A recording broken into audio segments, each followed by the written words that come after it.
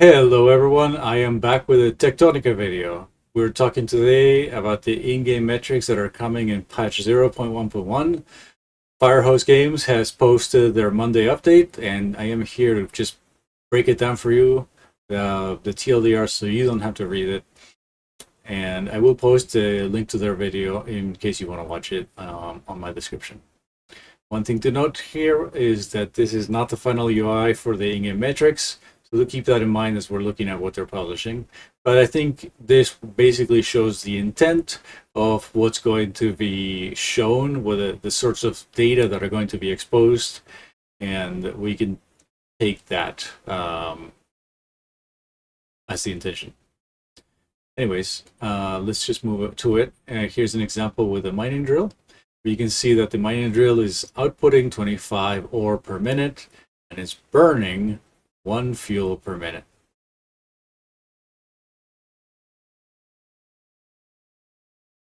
The next machine that they show is the smelter. Here, the input is marked using 30 ore per minute. It produces 1 bar or 15 bars per minute, and it burns 1 biofuel per minute. Here in the center column are the current inventory for the smelter, and this extrude refers to the fact that it's going to take in 2 ore to produce 1 bar, and that's basically a smelting cycle, right? So a very welcome addition is the statistics on the inserters. You can see that it produces 20 items per minute. This space below would probably contain the power consumption on inserters that consume power. And here is the conveyor belt statistics. The maximum speed, 240 items per minute. If you take that with the 20 items per minute from the inserters, you get 12 inserters per conveyor belt. That's a super useful statistic to know, as it tells you the maximum number of inserters that you can put on a belt before it'll overload. There are some caveats here that I'm going to mention. Of course, right now, these numbers are not necessarily what's in the game right now. So if you have less than 12 inserters in your current base and the belt is already filling up, it's maybe because these numbers have been rebalanced for the patch. The other thing that it could be is because of item compression on the belt, which is not currently a feature, but is coming down the line, and we will talk about it as they mention it a little bit later on this list. Here is an example with the assembler. You have input of 2.5 bars per minute and an output of 15 wire per minute. You can also see the power consumption of the assembler. If this number basically is below this number, that means that you need to be producing more power, as the machine is not working at full power. Right now, there's no way to tweak the power usage of your machine.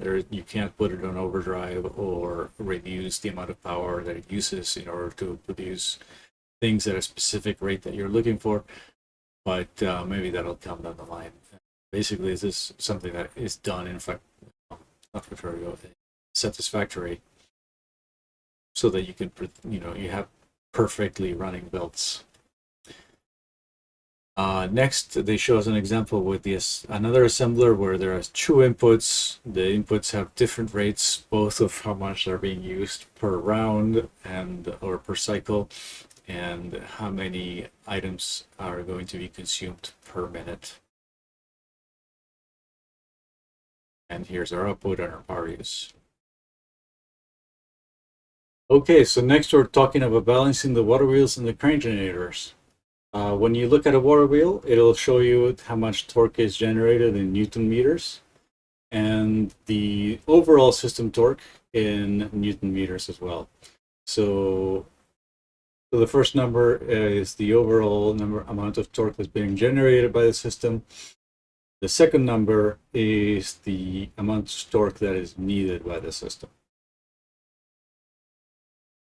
Okay, next, as we look at the crank generator, we see the overall power being generated. We see the amount of torque being used by this generator. This is the amount of torque that is being used by the entire system. This is the amount of torque that is being used by the system. And this is the amount of torque that is being generated overall.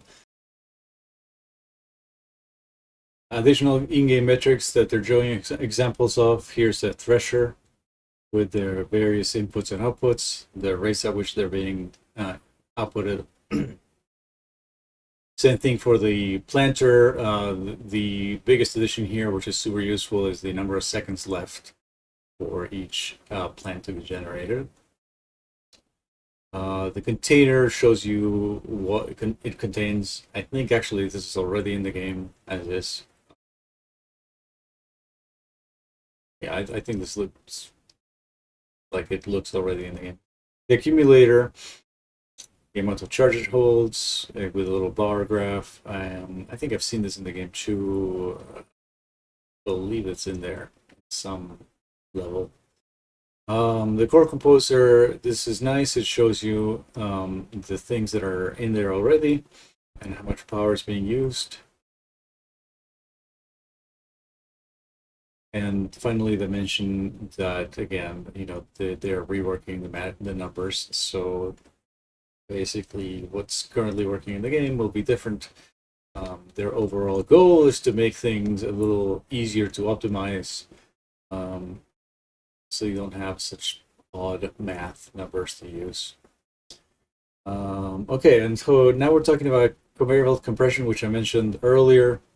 Basically, the caveat is that even though the math says you can have 12 conveyor belt, or I'm sorry, you can have 12 inserters per conveyor belt.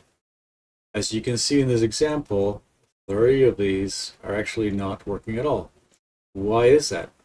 Well, the reason is because the items are being inserted in such a way that there's no space left for these 3 inserters to put items onto the belt.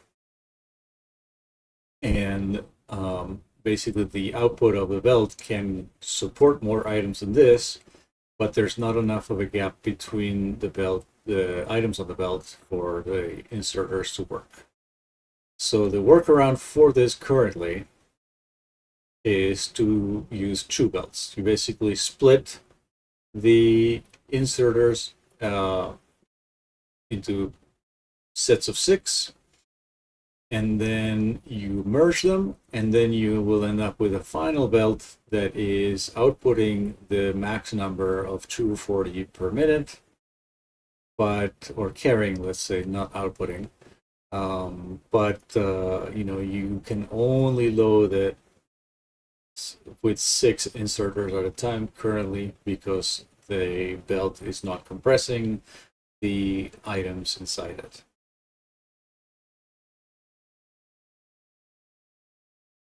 Okay, and that is it for this update. I hope to see everyone on the next update. I'll catch you guys later.